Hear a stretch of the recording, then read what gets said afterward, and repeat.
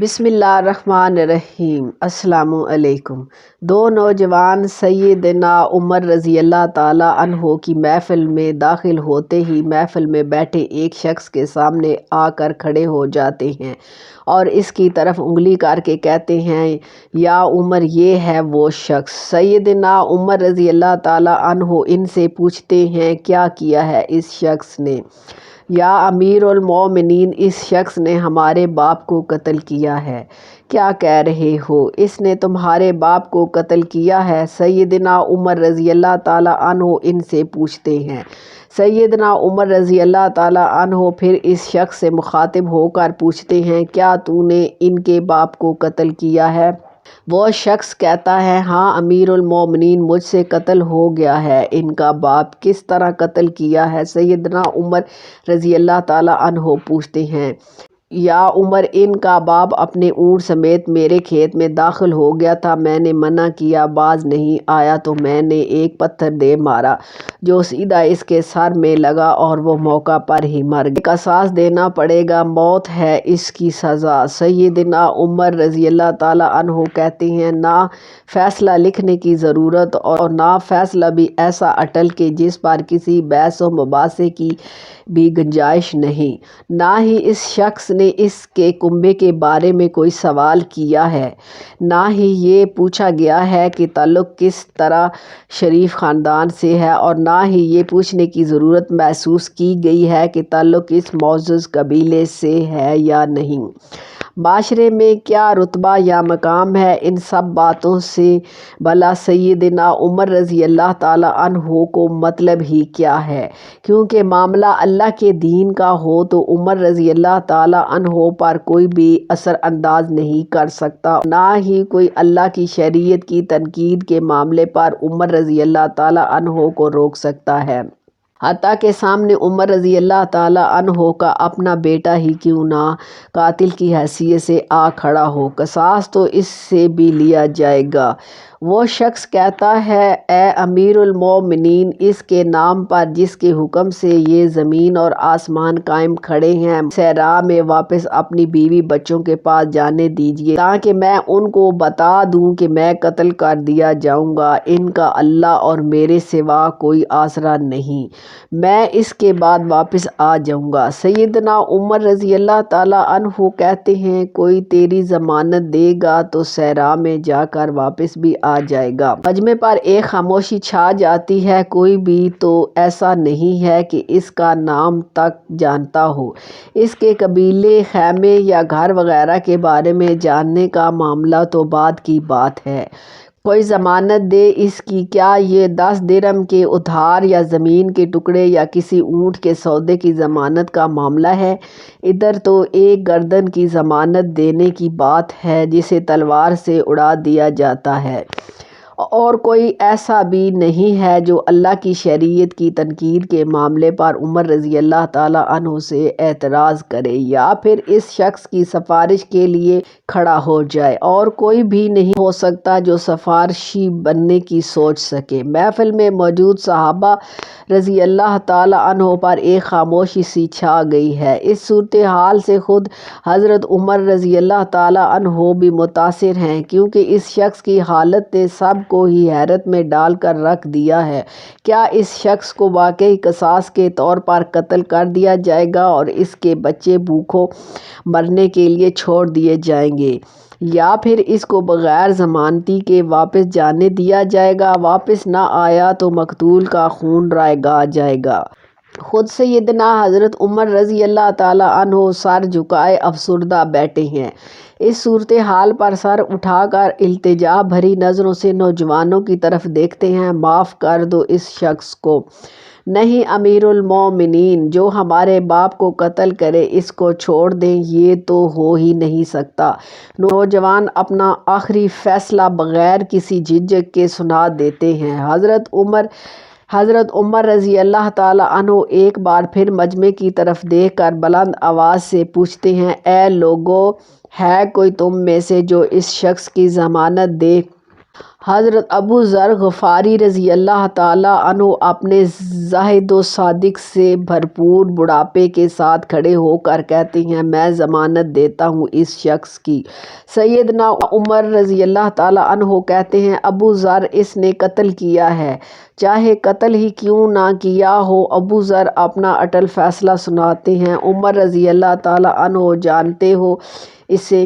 ابو ذر نہیں جانتا اسے۔ عمر رضی اللہ تعالیٰ عنہ تو پھر کس طرح اس کی ضمانت دے رہے ہو؟ ابو ذر: میں نے اس کے چہرے پر مومنوں کی صفات دیکھی ہے اور مجھے ایسا لگتا ہے کہ یہ شخص جھوٹ نہیں بول رہا، انشاءاللہ یہ لوٹ کر واپس آ جائے گا۔ حضرت عمر رضی اللہ تعالیٰ عنہ: ابو ذر دیکھ لو، اگر یہ 3 دن میں لوٹ کر نہ آیا تو مجھے تمہاری جدائی کا صدمہ دیکھنا پڑے گا۔ امیر المومنین: پھر اللہ مالک ہے۔ ابو ذر اپنے فیصلے پر ڈٹے ہوئے جواب دیتے ہیں۔ سیدنا عمر رضی اللہ تعالیٰ عنہ سے 3 دن کی مہلت پا کر وہ شخص رخصت ہو جاتا ہے۔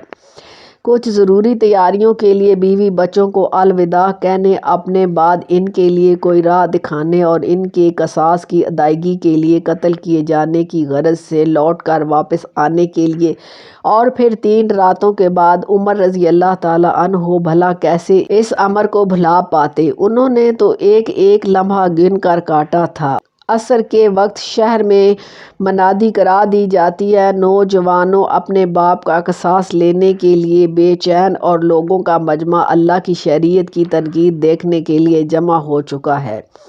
حضرت ابو ذر بھی تشریف لاتے ہیں اور آ کر حضرت عمر فاروق رضی اللہ تعالیٰ عنہ کے سامنے بیٹھ جاتے ہیں۔ کدھر ہے وہ آدمی؟ سیدنا عمر رضی اللہ تعالیٰ عنہ سوال کرتے ہیں، مجھے کوئی پتہ نہیں ہے یا امیر المومنین۔ ابو ذر مختصر جواب دیتے ہیں۔ ابو ذر رضی اللہ تعالیٰ عنہ آسمان کی طرف دیکھتے ہیں، جدھر سورج ڈوبنے کی جلدی میں آج معمول سے زیادہ تیزی کے ساتھ جاتا دکھائی دے رہا ہے۔ محفل میں ہو کا عالم ہے، اللہ کے سوا کوئی نہیں جانتا کہ آج کیا ہونے جا رہا ہے۔ یہ سچ ہے کہ ابو ذر رضی اللہ تعالیٰ عنہ سیدنا حضرت عمر رضی اللہ تعالیٰ عنہ کے دل میں بستے ہیں۔ حضرت عمر رضی اللہ تعالیٰ عنہ سے ان کا جسم کا ٹکڑا مانگیں تو حضرت عمر رضی اللہ تعالیٰ عنہ دیر نہ کریں، کاٹ کر ابو ذر رضی اللہ تعالیٰ عنہ کے حوالے کر دیں۔ لیکن ادھر معاملہ شریعت کا ہے، اللہ کے احکامات کی بجا آوری کا ہے، کوئی کھیل تماشا نہیں ہونے جا رہا، اور واقعات کے مطابق نہیں، اور نہ ہی زمان و مکان کو بیچ میں لایا جانا ہے۔ قاتل نہیں آتا تو ضامن کی گردن جاتی نظر آ رہی ہے۔ مغرب سے چند لمحات پہلے وہ شخص آ جاتا ہے۔ بے ساختہ حضرت عمر فاروق رضی اللہ تعالیٰ عنہ کے منہ سے اللہ اکبر کی صدائیں نکلتی ہیں، ساتھ ہی مجمع بھی اللہ اکبر کا ایک بھرپور نعرہ لگاتا ہے۔ حضرت عمر فاروق رضی اللہ تعالیٰ عنہ اس شخص سے مخاطب ہو کر کہتے ہیں، اے شخص، اگر تو لوٹ کر بھی نہ آتا تو ہم نے تیرا کیا کر لینا تھا، اور نہ ہی تو کوئی تیرا گھر جانتا تھا اور نہ ہی تیرا کوئی پتہ جانتا تھا۔ امیر المومنین، اللہ کی قسم بات آپ کی نہیں ہے، بات اس ذات کی ہے جو سب ظاہر و پوشیدہ کے بارے میں جانتا ہے۔ دیکھ لیجئے، میں آ گیا ہوں اپنے بچوں کو پرندوں کے چوزوں کی طرح صحرا میں تنہا چھوڑ کر، جدھر نہ درخت کا سایہ ہے اور نہ ہی پانی کا نام و نشان۔ میں قتل کر دیے جانے کے لیے حاضر ہوں۔ مجھے بس یہ ڈر تھا کہ کہیں کوئی یہ نہ کہہ دے کہ آبادوں کا افعی ہی اٹھ گیا ہے۔ سیدنا عمر رضی اللہ تعالیٰ عنہ نے ابو ذر رضی اللہ تعالیٰ عنہ کی طرف رخ کر کے پوچھا، ابو ذر، تو نے کس بنا پر اس کی ضمانت دی تھی؟ ابو ذر رضی اللہ تعالیٰ عنہ نے کہا کہ اے عمر رضی اللہ تعالیٰ عنہ، مجھے اس بات کا ڈر تھا کہیں کوئی یہ نہ کہہ دے کہ اب لوگوں سے خیر ہی اٹھا لی گئی ہے۔ سیدنا حضرت عمر رضی اللہ تعالیٰ عنہ نے ایک لمحے کے لیے توقف کیا اور پھر ان دونوں نوجوانوں سے پوچھا، کیا کہتے ہو اب؟ نوجوانوں نے روتے ہوئے جواب دیا، اے امیر المومنین، ہم اس شخص کی صداقت کی وجہ سے اسے معاف کرتے ہیں۔ ہمیں اس بات کا ڈر ہے کہ کہیں کوئی یہ نہ کہہ دے کہ اب لوگوں میں سے اوف اور درگزر ہی اٹھا لیا گیا ہے۔ سیدنا عمر رضی اللہ تعالیٰ عنہ اللہ اکبر پکار اٹھے اور آنسو ان کی داڑھی کو تر کرتے نیچے گر رہے تھے۔ اے نوجوانوں، تمہاری اوف و درگزر پر اللہ تمہیں جزائے خیر دے۔ اے ابو ذر، اللہ تجھے اس شخص کی مصیبت میں مدد کرنے پر جزائے خیر دے، اور اے شخص، اللہ تجھے اس وفائے عہد و صداقت پر جزائے خیر دے، اور اے امیر المومنین، اللہ تجھے تیرے عدل اور رحم دلی پر جزائے خیر دے۔ محدثین میں سے ایک یوں کہتے ہیں کہ قسم ہے اس ذات کی جس کے قبضے میں میری جان ہے، اسلام اور ایمان کی سعادتیں تو عمر رضی اللہ تعالیٰ عنہ کے کفن کے ساتھ ہی دفن ہو گئی تھی، اور اے اللہ جزائے خیر دے اپنے اس بے کس بندے کو جس نے ترجمہ کر کے اس پیغام کو اپنے احباب تک پہنچایا، اور اے اللہ جزائے خیر دینا ان کو بھی جس کو یہ پیغام اچھا لگے اور وہ اسے آگے اپنے دوستوں میں بھیجے اور شیئر کرے۔ اسی کے ساتھ اللہ حافظ۔